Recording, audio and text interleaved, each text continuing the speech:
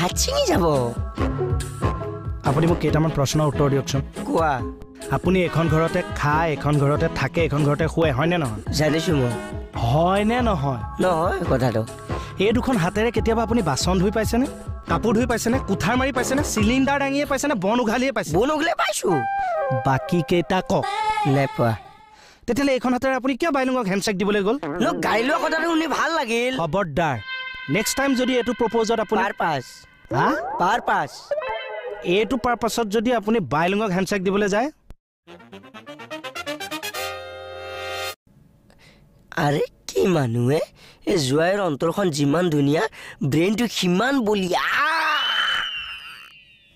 হে আমাৰ জনে এনেই ধৰ ফৰাই থাকিও